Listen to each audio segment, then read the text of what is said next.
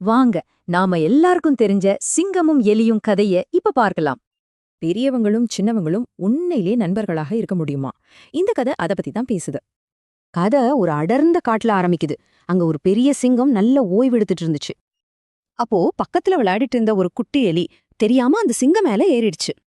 தூக்கம் கலைஞ்ச சிங்கம் கோபத்துல எழுந்து அந்த எலிய தன் கால்ல புடிச்சிடுச்சு.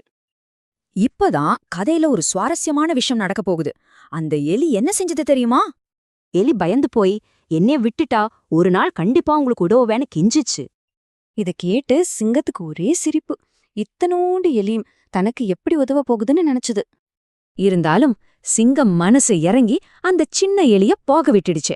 ஒரு பெரிய மனசுதான். ஆனா கதை இங்க முடியல. கொஞ்ச நாள் கழிச்சு அதே சிங்கம் ஒரு வேடன் விரிச்ச வலையில மாட்டிக்கிச்சு. இப்ப பாருங்க, நிலைமை அப்படியே தலைகீழா மாறிடுச்சு. காட்டுக்கே ராஜா இப்போ வலையில சிக்கி தவிக்குது. அந்த வலையில இருந்து அதால தப்பிக்கவே முடியல. அதனால கோபத்துல காட்டுக்கே கேக்குற மாதிரி கர்ஜிச்சது. இந்த கர்ஜனை யாருக்கு கேட்டுச்சு தெரியுமா? சிங்கம் காப்பாத்துன அதே குட்டி எலிக்குதான். சிங்கம் செஞ்ச உதவிய மறக்காத அந்த எலி உடனே அந்த இடத்துக்கு ஓடி வந்தது. உடனே தன் கூர்மையான பற்களால அந்த வலைய கொஞ்சம் கொஞ்சமா கடிக்க ஆரம்பிச்சது. அவ்வளவுதான். வலைய முழுசா கடிச்சு சிங்கத்தை அது காப்பாத்திடுச்சு. கொடுத்த வாக்க காப்பாத்திடுச்சு. இதுல இருந்து என்ன தெரியுது?